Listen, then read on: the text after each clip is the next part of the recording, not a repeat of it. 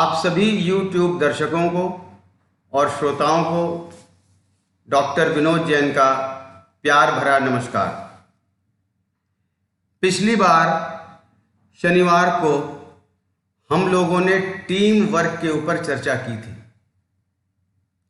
जैसा मैंने पहले भी कहा कि मैं ये चाहता हूँ कि अपने अनुभव को आपके साथ साझा करूँ, विशेषकर युवा पीढ़ी के साथ, जिससे उनको इसका लाभ मिल सके और वो अपने जीवन में वो सब कर सके जिसकी वो कामना करते हैं।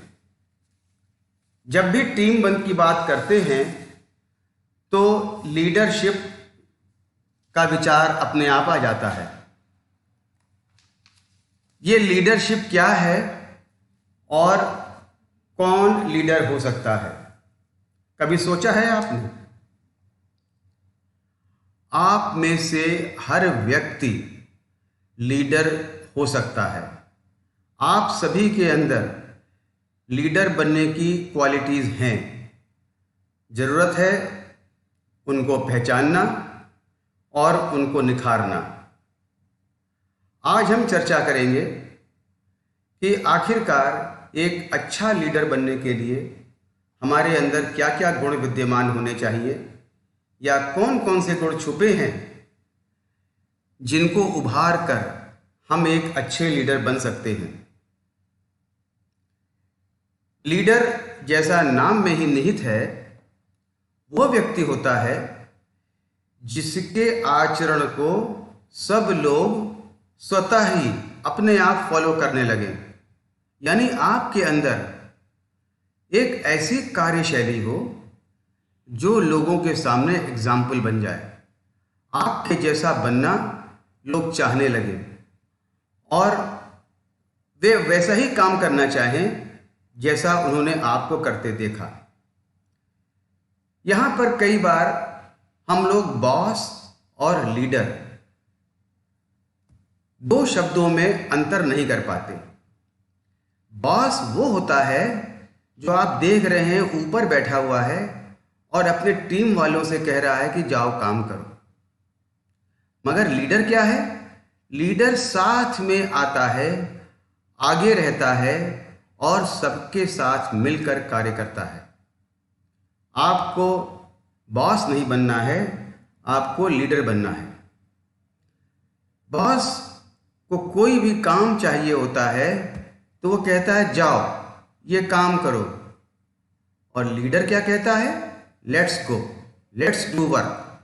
वो ये कभी नहीं कहता गो एंड डू वर्क। वो हमेशा कहता है आओ हम मिल के काम करें। ये क्वालिटी होनी चाहिए। आप सभी ने सर एडमंड हिलेरी और शेरपा तेंजिंग का नाम सुना होगा। ये प्रथम व्यक्ति थे जिन्होंने माउंट एवरेस्ट पर विजय प्राप्त करी। क्या इन्होंने पहली बार में विजय प्राप्त कर ली? नहीं। जब पहली बार ये माउंट एवरेस्ट पर विजय प्राप्त करने गए तो ऊपर तक नहीं चढ़ पाए। लौटकर बेस कैंप में आ गए। बेस कैंप में आकर अचानक सर एडमंड हिलेरी, उस समय बहुत सूरज चमक रहा था, गए बाहर और एवरेस्ट को देखकर चिल्लाकर बोला कि मैं फिर आऊंगा तुम्हारे ऊपर विजय प्राप्त करने। तुम तो केवल एक माउंटेन हो, पहाड़ हो, तुम ग्रो नहीं करोगे, लेकिन मैं तो ह्यूमन हूं, मैं ग्रो करूंगा। यह विश्वास था उनको कि जो मेरे अंदर कमी रह गई है उस कमी को पूरा करके मैं दोबारा एवरेस्ट पर विजय हासिल करूंगा। वस्तुतः वो एवरेस्ट पर उन्होंने विजय नहीं प्राप्त करी, उन्होंने अपने ऊपर विजय प्राप्त करी। उन्हें अपने उन विचारों पर उन्होंने विजय प्राप्त करी जो उनको भयभीत कर सकते थे और एवरेस्ट पर चढ़ने से रोक सकते थे। एक लीडर के अंदर इस गुण का होना बहुत आवश्यक है। हम सभी अपने विजय को प्राप्त करना चाहते हैं। मैं आपसे पूछता हूं कि एक पहाड़ पर चढ़ने के लिए क्या चीज आवश्यक है? उसके इक्विपमेंट, पहाड़ पर चढ़ने की ट्रेनिंग, या अनुकूल वातावरण, या आपसी तालमेल, टीम वर्क, या आपकी किस्मत? क्या चीज इंपॉर्टेंट है सबसे ज्यादा? आपके उत्तर सारे ये सही हैं, परंतु इनमें सबसे इंपॉर्टेंट है वो पहाड़, वो माउंटेन, वो आपका लक्ष्य जिसको आपको विजय प्राप्त करनी है। कहने का अर्थ ये है कि हम सभी को अपना लक्ष्य साफ दिखना चाहिए। अगर लक्ष्य धुंधला होगा तो हम उस लक्ष्य पर विजय प्राप्त नहीं कर पाएंगे। तो सबसे पहले यह तय करिए अपने जीवन में कि हमको क्या लक्ष्य प्राप्त करना है। अच्छे लीडर की यही पहचान होती है। ये पालदार नाव है, सेल बोट है। सेल बोट एक समुद्र में जब जा रही थी तो जैसा जॉन मैक्सवेल कहते हैं, जो निराशावादी व्यक्ति है, जब प्रतिकूल हवाएं चलती हैं तो निराशावादी व्यक्ति उन हवाओं को दोष देता है। देखो ये प्रतिकूल हवाएं चल रही हैं, इस वजह से हम आगे नहीं जा पा रहे हैं। जो आशावादी व्यक्ति होता है वो ये कहता है कि भाई धीरज रखो, अभी प्रतिकूल हैं, कुछ दिनों में या कुछ देर में अनुकूल हो जाएंगी, तब हम लोग फिर से आगे बढ़ने लगेंगे। परंतु यहां पर आता है, क्या ये जो व्यक्ति आशावान है या आशावादी है ये लीडर है? नहीं। लीडर क्या करता है? लीडर अपनी पाल को, सेल बोट की सेल्स को ऐसे एडजस्ट करता है कि ये नाव आगे बढ़ने लगे। तो आपको जब भी परिस्थितियां प्रतिकूल हों तो उन परिस्थितियों को अनुकूल बनाने की क्षमता होनी चाहिए। जब ऐसे भाव आपके अंदर होंगे, ऐसे गुण आपके अंदर होंगे, तब आपको लोग अपने आप फॉलो करने लगेंगे। आपके दिमाग में जरा विचार करिए 5 सेकंड के लिए कि कौन कौन से ग्रेट लीडर्स हैं जो आपके मस्तिष्क में आते हैं। महात्मा गांधी, निश्चित रूप से नेताजी सुभाष चंद्र बोस, स्वामी विवेकानंद, जिनकी आज 118वीं पुण्यतिथि भी है, निश्चित ही ये लोग दिमाग में आते हैं। हमारे माननीय प्रधानमंत्री श्री नरेंद्र मोदी जी अभी कल लेह में गए और हमारे वीर सैनिकों का मान बढ़ाया, उनका हौसला बढ़ाया। ये नहीं डरे कि लेह में इस समय युद्ध के वातावरण है, मैं वहां पर न जाऊं। चैलेंजेस को स्वीकार किया। और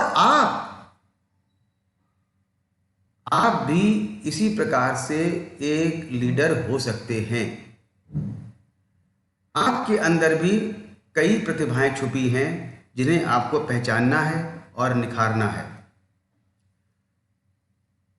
तो अब आप ये बताइए कि जितने भी आपने लीडर सोचे या मैंने जिनका नाम लिया, इनके अंदर क्या कॉमन लक्षण थे जो समान रूप से पाए जाते थे? वो एक लीडर में होना बहुत आवश्यक है। सबसे पहली चीज है क्लियर विजन, मतलब हमको अपना लक्ष्य साफ दिखता हो। एक लीडर वह सफल होता है जिसको अपना लक्ष्य बिल्कुल साफ दिखाई देता है। जैसे सर एडमंड हिलेरी को लक्ष्य साफ था कि उनको माउंट एवरेस्ट पर विजय हासिल करनी है। इसी प्रकार से आप सभी के अंदर कोई ना कोई चाहत होगी। कोई डॉक्टर बनना चाहता होगा, कोई इंजीनियर बनना चाहता होगा, कोई अच्छा वक्ता बनना चाहता होगा, कोई अच्छा लॉयर बनना चाहता होगा, कोई अपना अच्छा व्यवसाय करना चाहता होगा, कोई कंपनी खोलना चाहता होगा। कोई अपने घर में ही लीडिंग करने की क्षमता चाहता होगा। तो आपके अंदर ये बहुत ज़रूरी है कि एक स्पष्ट दृष्टि होनी चाहिए, स्पष्ट लक्ष्य होना चाहिए। स्पष्ट लक्ष्य जब आपने देख लिया, तब लीडर के अंदर एक इंटीग्रिटी, मतलब क्या, जैसा आप अंदर हैं वैसा ही बाहर से दिखते हो। ऐसा ना हो कि बोलते वक्त तो आप कुछ और बोल रहे हैं और आपकी सोच फर्क है। आपकी डीलिंग ऑनेस्ट होनी चाहिए, जैसा अंदर वैसा बाहर। जब आप ऐसा व्यवहार करेंगे तो आप पर लोगों का विश्वास होगा, आपको लोग फॉलो करेंगे, आपकी बातें मानेंगे।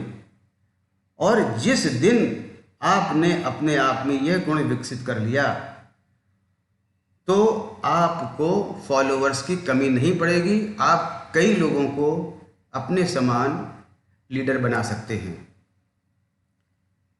समर्पित भाव से कार्य करना, यह लीडरशिप की बहुत बड़ी क्वालिटी है। जैसा मैंने भी कहा कि बॉस नहीं बनना है, कोई भी कार्य को अपने हाथ में लेना है, उसकी लीडरशिप करनी है तो उसमें पूरे समर्पण के साथ कार्य करना है। कोई भी कार्य करने के लिए यह नहीं सोचना है कि हमसे यह कार्य नहीं हो सकता या नहीं हो पाएगा। यदि नहीं हो सकता, नहीं हो पाएगा तो उस कमी को पूरा करने के लिए पूरा समर्पण देना है और यह सोच लेना है कि यह कार्य तो होके ही रहेगा। मैग्नेनिमिटी मतलब उदारशीलता। अक्सर ये देखा गया है कि जो लीडर होते हैं किसी भी टीम के या समाज में या किसी भी ऑर्गेनाइजेशन में, तो काम तो अपनी टीम से कराते हैं, मगर जब श्रेय लेने की बारी आती है तो वो सारा श्रेय स्वयं ले लेते हैं। वो उदारवादी दृष्टिकोण नहीं अपनाते। ऐसा नहीं करना चाहिए। ऐसे लोगों को लोग फॉलो नहीं करते। धीमे धीमे उनकी टीम बिखर जाती है, वो बहुत समय तक लीडर नहीं रह पाते। तो उदारशीलता का होना बहुत आवश्यक है। दोष हमारा, श्रेय तुम्ही को, यह प्रवृत्ति कल्याणी। यानी कि यदि कोई काम गलत हो गया है तो लीडर को अंदर इतना साहस होना चाहिए कि उसका दोष अपने ऊपर ले और जो श्रेय मिलता है अच्छे काम का वो सब टीम मेंबर को समान रूप से बांटे। यह बहुत आवश्यक है। जब भी किसी ऑर्गेनाइजेशन का कार्य हम देख रहे हों थ्रू लीडरशिप, तो विनम्रता नहीं खोनी चाहिए। अगर हमने विनम्रता खो दी तो हम अपने फॉलोअर्स को खो देंगे, हम अपना टीम वर्क खो देंगे, हम अपना लक्ष्य हासिल नहीं कर पाएंगे। कभी भी पावर को अपने मन मस्तिष्क में न जाने दें और विनम्रतापूर्वक व्यवहार करते रहें। विनम्रतापूर्वक व्यवहार में आप महात्मा गांधी जी को याद रखें। वे विनम्र थे और उनके बहुत फॉलोअर थे। दूसरे लोगों को बढ़ावा देते हुए आगे बढ़ना है और सबकी सलाह और सम्मान की कद्र करना है। अगर लीडर हैं तो ऐसा नहीं है कि जो हम कह देंगे वही सब लोग मानेंगे। अपने अंदर ओपननेस रखनी है, खुले विचार। हम सबके विचारों को फॉलो कर सकें, सबके विचारों को सुन सकें। जब कोई व्यक्ति हमसे अपनी बात कहता है तो उसको बिल्कुल नॉन जजमेंटल तरीके से सुने। हम अपने विचार किसी के ऊपर न थोपें। हो सकता है दूसरे के विचार सुनकर हम अपने काम को और अच्छा कर सकें और इससे आपका जो टीम मेंबर है वो भी अपने आप को इम्पोर्टेंट समझेगा और आपके साथ लगा रहेगा। एक लीडर में बहुत ज़रूरी है कि उसके अंदर रचनात्मकता होनी चाहिए, क्रिएटिविटी होनी चाहिए, उसकी थिंकिंग लीक से हटकर होनी चाहिए, आउट ऑफ बॉक्स सोचे। कई बार ऐसा हो जाता है कि हमको लीक से हटकर जब काम करना पड़ता है, हम एक नियोजन के अंतर्गत चल रहे हैं और कोई परिस्थिति प्रतिकूल आ गई, तो ऐसा नहीं होता कि हमको जैसा लिखा पढ़ा गया है वैसा ही करना है। हमको अपने दिमाग में एक क्रिएटिव सोच भी रखनी है और उस सोच को क्रियान्वित करके आगे बढ़ते रहना है। लीडर को असर्टिव होना है। असर्टिव का मतलब क्या? असर्टिव का मतलब अपने विचारों में दृढ़ता, निश्चयात्मकता। दृढ़ता का मतलब यह नहीं है कि घमंड हो जाए, बॉसिज्म हो जाए। दृढ़ता का मतलब यह है कि जो हमने मिल बांट के सोच लिया, अपना लक्ष्य हासिल कर लिया, अपना एक रास्ता बना लिया, अब उसी के ऊपर कार्य करते रहना है, यह दृढ़ निश्चय होना है। और इस निश्चय से कभी डिगना नहीं है। कोई आज सोच रहे हैं कि कुछ इस प्रकार से काम करें, कल को सोच रहे हैं उस प्रकार से काम करें। फ्लेक्सिबिलिटी अपनी जगह पर है, लेकिन दृढ़ निश्चयी होना यह परम आवश्यक है। साथ में जब हम काम कर रहे हैं तो ये भी जरूरी है कि टीम में थोड़ा सा एक मनोरंजक वातावरण रहे, लोग मिलजुल कर रहें, हंसी खुशी रहें, उनके मस्तिष्क में भी काम का बोझ न हो, इसके लिए बीच बीच में सेंस ऑफ ह्यूमर भी उसके अंदर, लीडर के अंदर होना चाहिए। मगर यहाँ पर यह भी ध्यान रखना है कि सेंस ऑफ ह्यूमर हमारी डिग्निटी को न क्रॉस कर पाए। हम अपनी मर्यादा में बने रहें, मगर हंसी खुशी रहें और एक दूसरे से मजाक करने में पीछे न रहें। जब हम इतनी सारी क्वालिटी लेते हैं तो जो बॉन्डिंग फोर्स है, अब आप देखिए परिवार में अगर माता पिता अपने बच्चे को अपने साथ बांध के रखते हैं तो उनका साथ बहुत लंबे समय तक होता है। एक जॉइंट फैमिली में जो सबसे सीनियर मेंबर होता है उसके अंदर यह क्षमता होती है कि वो सबको एक परिवार में बांधे रहे। अगर वो ऐसा नहीं कर पाता तो उसका परिवार बिखर जाता है। इसी प्रकार से अगर हम टीम वर्क में काम कर रहे हैं और लीडरशिप का रोल प्ले कर रहे हैं, जो कि चेंज भी होता रहता है, तो हमारे अंदर बॉन्डिंग फोर्स यानी कि एक दूसरे को आपस में बांधने की क्षमता यह होनी चाहिए। उनके साथ काम करें, उनके दुख सुख में साथ खड़े रहें, उनकी समस्याओं को समझकर सुलझाएं, तो हम नेचुरली एक बॉन्डिंग फोर्स के रूप में उनके साथ काम करेंगे। यह आवश्यक नहीं है कि आप देखने में अच्छे हों तभी बन सकते हैं लीडर। आपकी हाइट अच्छी हो, आपकी फिगर अच्छी हो, या और भी बहुत सारी बातें, अच्छे कपड़े पहन रखे हों, अच्छे घर से आए हों, गाड़ी हो, नौकर चाकर बंगला हो, कोई भी व्यक्ति लीडर बन सकता है जिसके अंदर यह सब गुण हैं। और ये सब गुण हम सभी लोगों के अंदर हैं, हमें उन्हें पहचानने की जरूरत है। मैं आपको यहाँ पर एक कहानी सुनाता हूँ शेर की और शिकारी की। एक जंगल में एक शेर अपने परिवार के साथ रहता था और बहुत खुश था। उस जंगल में उस शेर के रहते हुए उसके जो जंगल के अन्य जानवर थे वो भी खुश थे। उनको कोई खतरा नहीं था।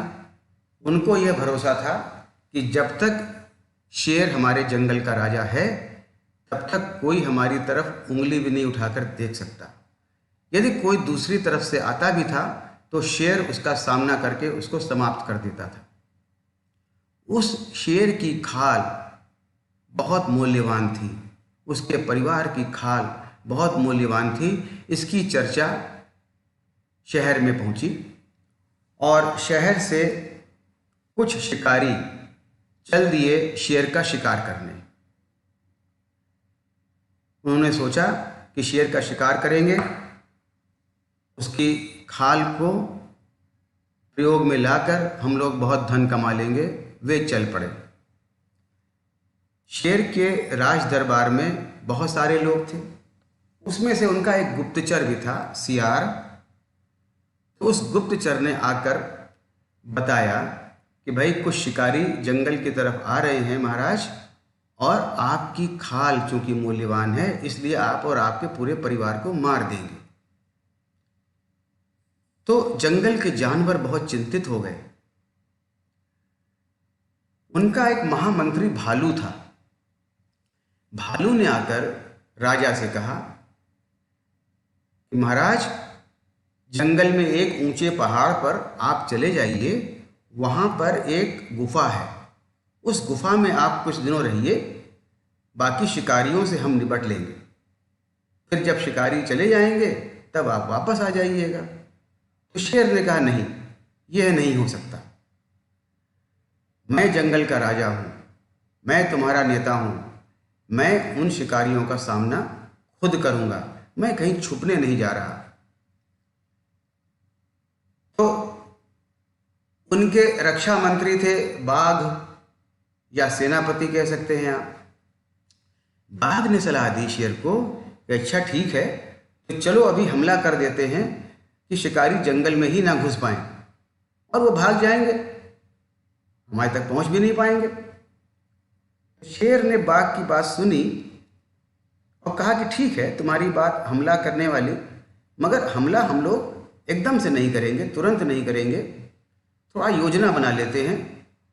तो उन्होंने क्या किया कि अपनी एक मंत्रियों की सभा बुलाई, जिसमें भालू, बंदर, रीछ सभी लोग थे, हाथी, जिराफ, सबके साथ मिलके एक गुप्त मंत्रणा की, एक योजना बनाई।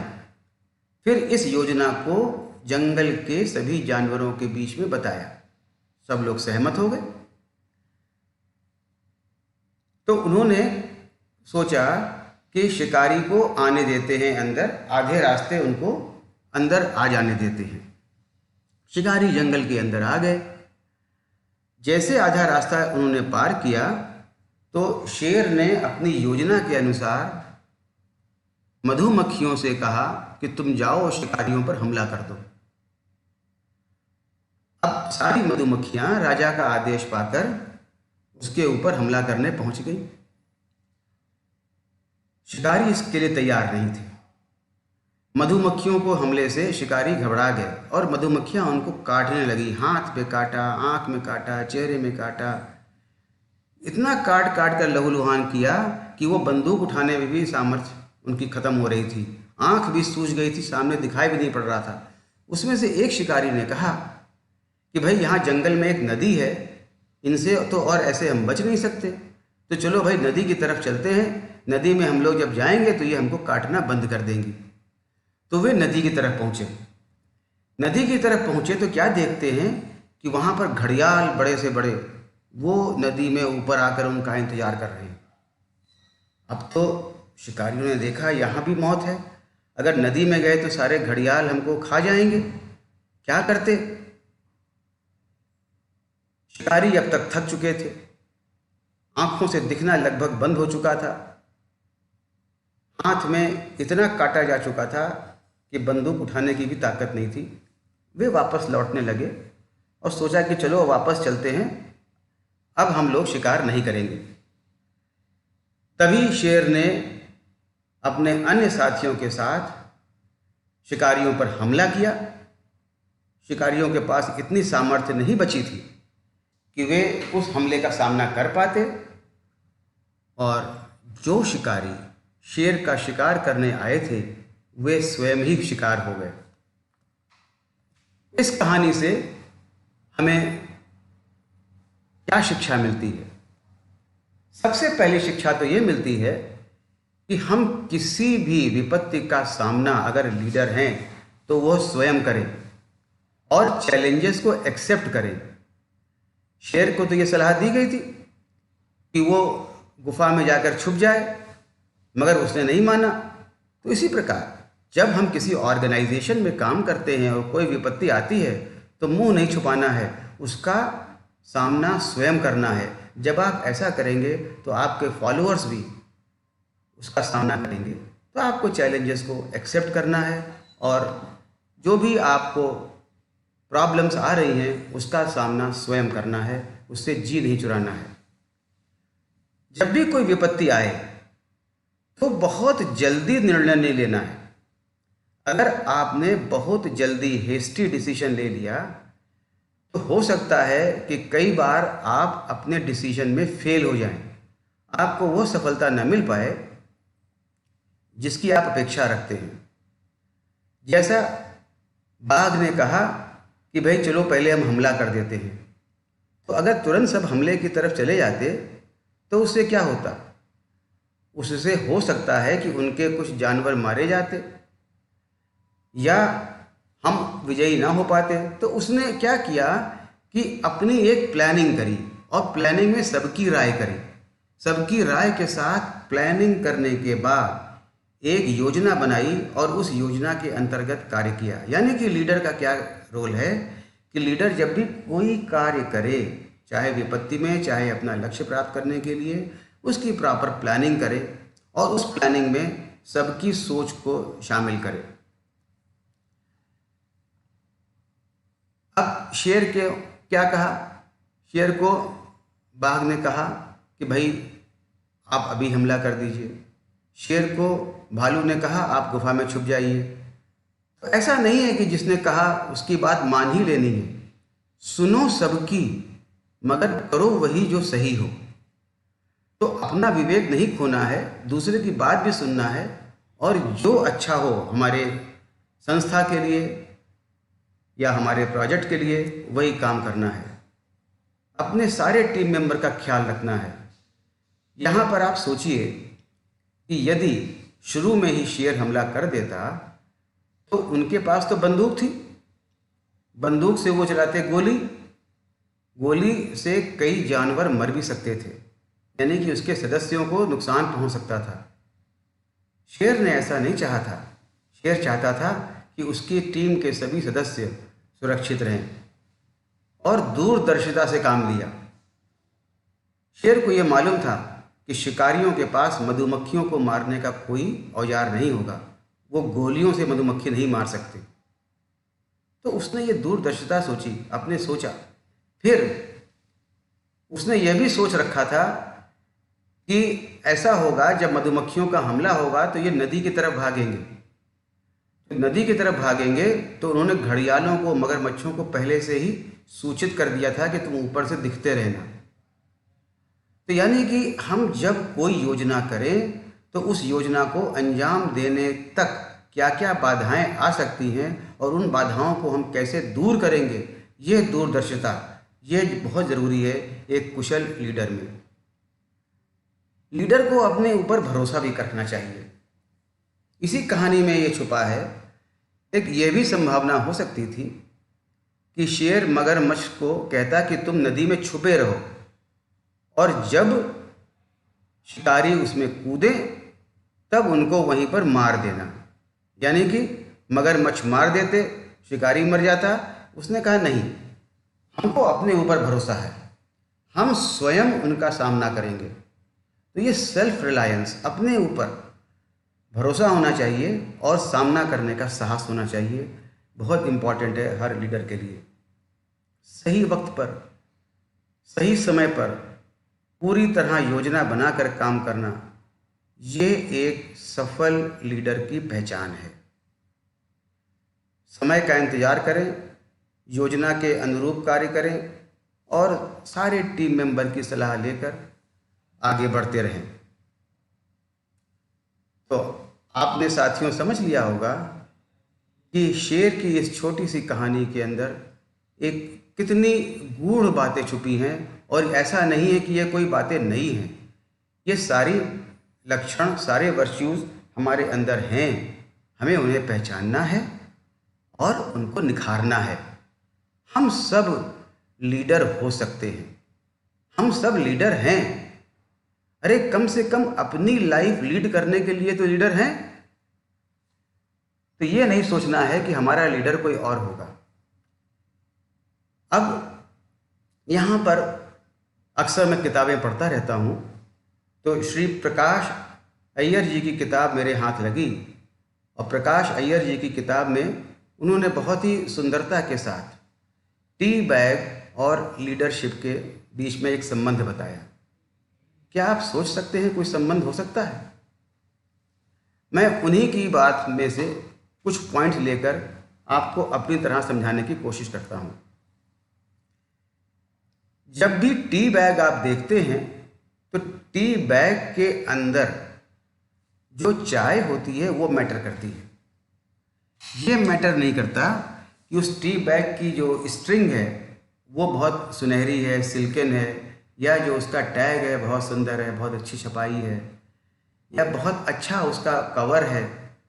इससे कोई फर्क नहीं पड़ता। फर्क पड़ता है कि जो बैग के अंदर है वैसी ही चाय बनेगी। अगर बैग के अंदर अच्छी चाय है तो चाय अच्छी बनेगी। इसी प्रकार से आपके बाहरी लुक से कोई फर्क नहीं पड़ता। आपके अंदर क्या गुण हैं, उन गुणों को विकास करते हुए आगे बढ़ना है। आपके अंदर कार्य करने की प्रतिबद्धता है, क्लियर विजन है, आपके अंदर समर्पण की भावना है, सबको साथ लेकर चलना है, साहस है सबके साथ सामना करने का, कोई विपत्ति आ जाए उसका योजना बनाने की क्षमता है। तो ये इम्पॉर्टेंट है अपने अंदर इन भावनाओं को मैटर करना, ना कि गाड़ी बंगला घर, ये उतना इम्पॉर्टेंट नहीं है। आउटर अपीयरेंस के ऊपर ये नहीं सोचना कि मैं देखने में कुरूप हूँ, भद्दा हूँ, तो मैं कैसे लीडर बन सकता हूँ। ऐसा बिल्कुल विचार मन में नहीं आना चाहिए। एक मैं आपको कहानी बताता हूँ। एक बार एक छोटा बच्चा गुब्बारा खरीदने गया तो देखा एक व्यक्ति काले गुब्बारे बेच रहा है। बदरंगे गुब्बारे थे, काले, उसने लाल पीले मल्टी कलर गुब्बारे देख रखे थे, सुंदर सुंदर। तो इससे पूछा, अच्छा ये बताओ, ये काले रंग का गुब्बारा है, क्या ये भी हवा में ऊपर जाएगा? तो गुब्बारे वाला मुस्कुराया, बोला, बेटा गुब्बारा बाहर से कैसा दिख रहा है इससे कोई फर्क नहीं पड़ता। गुब्बारे के अंदर कौन सी गैस भरी है इससे फर्क पड़ता है। अगर इसके अंदर हम उड़ने वाली गैस भरेंगे तो निश्चित रूप से गुब्बारा ऊपर जाएगा। तो साथियों, अपने अंदर वो क्षमता पैदा करिए कि जो आप ऊंचाइयों को हासिल कर सकिए। फिर आप क्या उम्मीद करते हैं कि उस टी बैग को एक ठंडे पानी में या गुनगुने पानी में डाल दें तो चाय अच्छी बनेगी क्या? नहीं बनेगी। चाय अच्छी बनने के लिए टी बैग को खौलते हुए या गुनगुने पानी में डालना है। और वो टी बैग भी ये चाहता है कि अपना स्वाद दिखाने के लिए उसको गर्म पानी में डाला जाए। इसका मतलब क्या? जो लीडर है उसकी क्षमता का तभी पता चलता है जब विपरीत परिस्थितियां आती हैं। उसके अंदर की क्वालिटी लोग तभी पहचान पाते हैं कि हम विपरीत परिस्थितियों में कैसा व्यवहार करते हैं। विपरीत परिस्थितियों में स्थिरता रखते हुए आगे बढ़ने की क्षमता, सोचने की क्षमता, और जब भी कोई डिफिकल्ट सिचुएशन आए तो उसका पूरी तरह सामना करने की क्षमता। हमें तैयार रहना है। आओ डिफिकल्ट सिचुएशन हमारे सामने आओ, कम से कम लोग हमें पहचानेंगे। ये भावना मन में होनी चाहिए। ये भी हमको टी बैग से शिक्षा मिलती है। कल्पना कीजिए कि एक टी बैग है, खूब अच्छी चाय भरी हुई है उसके अंदर, उसको आपने गर्म पानी में डाल भी दिया है, मगर उसका जो आवरण है टी बैग का वो प्लास्टिक का बना हुआ है। यानी कि पानी जो है वो अंदर नहीं जा सकता, वो चाय से नहीं मिल सकता। तो क्या चाय बनेगी? नहीं बनेगी। कहने का तात्पर्य क्या है कि एक लीडर को लोगों से मिलजुल कर रहना है। अपने चारों तरफ ऐसी दीवार नहीं खड़ी करनी है कि जो लोग आपसे मिलने से भी घबराएं। उनके विचारों से और आपके विचारों के बीच में आदान प्रदान होना चाहिए और आप सबके लिए अप्रोचेबल होने चाहिए। ये बहुत ज़रूरी है। तो लीडर बनते समय हमें यह ध्यान रखना है कि हमको अपने एक अलग केबिन में बैठकर, बाहर चपरासी रखकर और किसी को भी अलाउ ना करते हुए, किसी से मिलते हुए नहीं, ये ऐसा काम करेंगे तो हम एक सफल लीडर नहीं होंगे। कई बार कार्य अधिक हो जाता है। मान लीजिए किसी ऑर्गेनाइजेशन में हैं, आप काम कर रहे हैं, मैं ही विश्वविद्यालय में हूँ, चिकित्सा विश्वविद्यालय में हूँ, और मेरे ऊपर मान लीजिए दायित्व मेरी क्षमता से ज़्यादा हो जाते हैं, तो मैं क्या करूँगा? मैं एक दूसरे कार्य के लिए दूसरा लीडर बुला लूँगा और उसके द्वारा वो कार्य करा लूँगा। मुझे ये शर्म नहीं होगी ये बताने में कि भाई ये कार्य हमारी क्षमता से ज़्यादा है। तो जब आपको अच्छी चाय बनानी होती है, बर्तन बड़ा होता है, तो उसमें एक टी बैग से अच्छी चाय नहीं बनती, उसमें आपको कभी 2 टी बैग भी डालने पड़ते हैं। उसी प्रकार से अच्छा कार्य करने के लिए अगर आपके पास क्षमता से ज़्यादा कार्य है तो दूसरे से सहायता लेने में कोई संकोच नहीं होना चाहिए। उस कार्य का लीडर उसको बनाने में कोई संकोच नहीं होना चाहिए। ना ये सोचना चाहिए कि इससे हमारा मान घटेगा, इससे आपका मान नहीं घटेगा और आपका मान इससे ज़्यादा बढ़ेगा। कोई भी टी बैग अभी तक ऐसा नहीं बना कि आप टी बैग को गर्म पानी में डुबोएं और उसमें चीनी भी हो और दूध भी हो। लेकिन कई बार ऐसा होता है, आपको स्वाद के लिए चीनी भी चाहिए, दूध भी चाहिए, अदरक भी चाहिए, तुलसी भी चाहिए, इलायची भी चाहिए, लौंग भी चाहिए, काली मिर्च भी चाहिए। तो ये सब एडिटिव्स हैं जो स्वाद को बढ़ाते हैं। आप सभी ने एयरपोर्ट पे या रेलवे स्टेशन पर या बाहर चाय के स्टॉल पर मसाला चाय पी होगी, तो उसमें क्या करते हैं कि चाय के अलावा कुछ मसाले भी डालते हैं। तो ये क्या है? ये हमारी एडिशनल स्किल्स हैं, हमारी वो स्किल्स हैं जो हमारे अंदर डेफिशिएंट हैं। तो या तो हम इसको अपने आप डेवलप करें या हम अपनी टीम में ऐसा व्यक्ति रखें जो इन स्किल्स को जानता हो, जिससे कुल मिला के जब हमारी चाय यानी कि हमारा प्रोजेक्ट वर्क आगे आए तो वो अपने आप में परिपूर्ण हो और अच्छा हो। तो ये नहीं भूलना है हमको कि जिस स्किल की हमारे प्रोजेक्ट में आवश्यकता है उस स्किल के लिए दूसरे को भी अपने साथ में ले लें। अब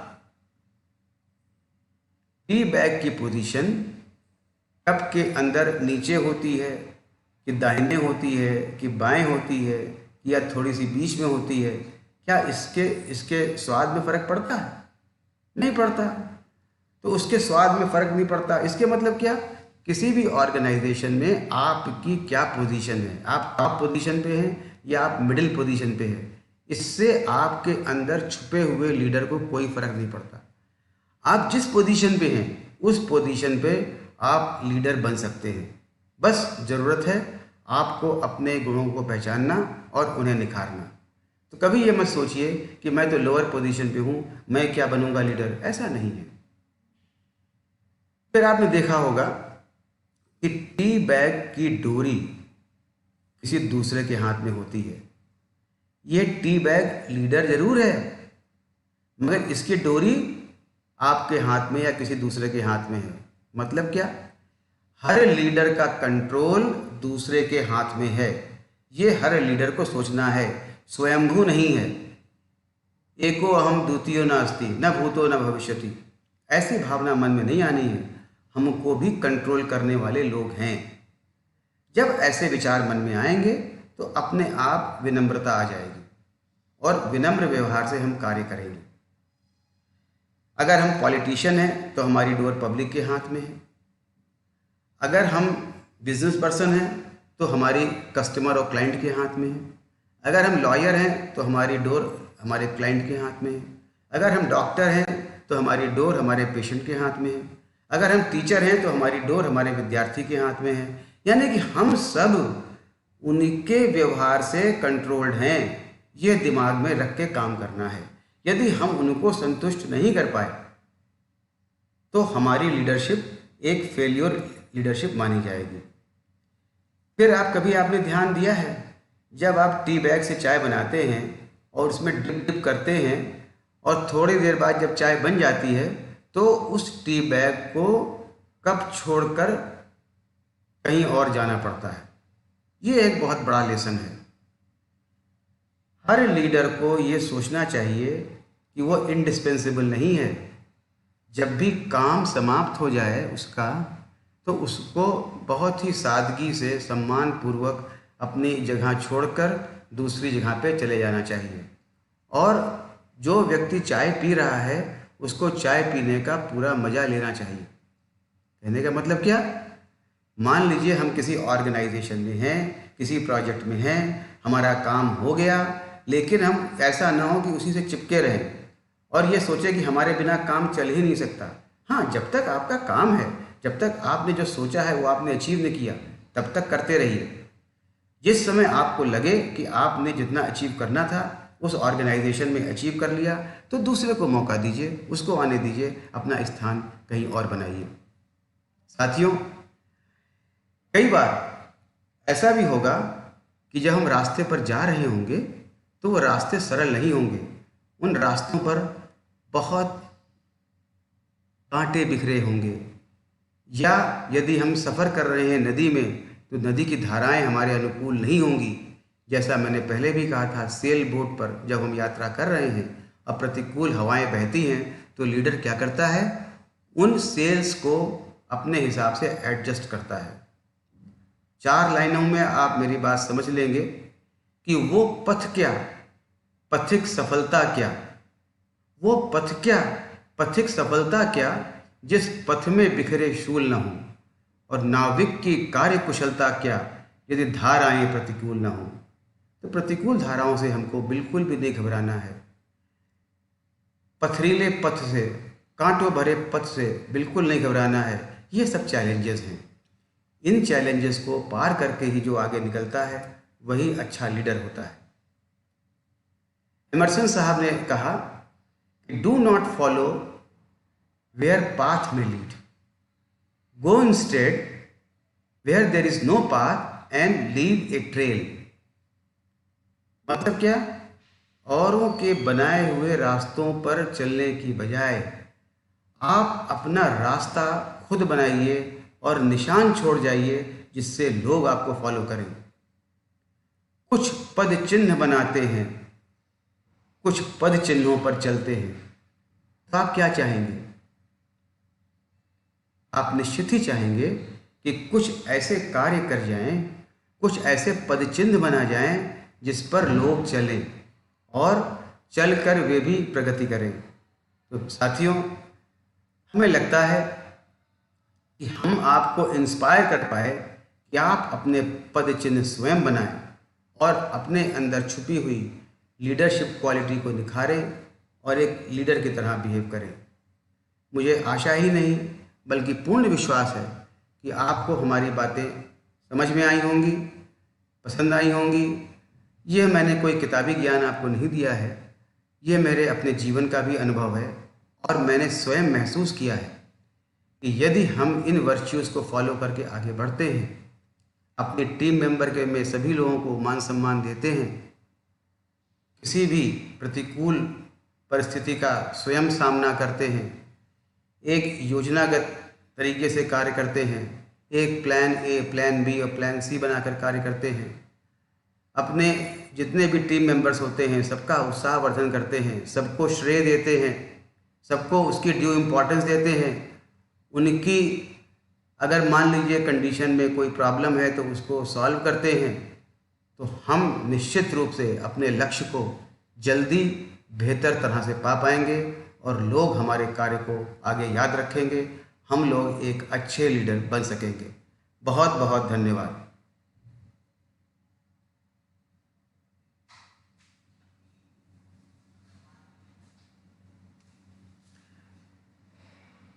अगले शनिवार को हम आपसे एक अलग टॉपिक पर फिर से मुलाकात करेंगे और आप लोगों को प्रेरित करेंगे कि आप भी अपने जीवन में अच्छा काम करें। तब तक के लिए डॉक्टर विनोद जैन का प्यार भरा नमस्कार।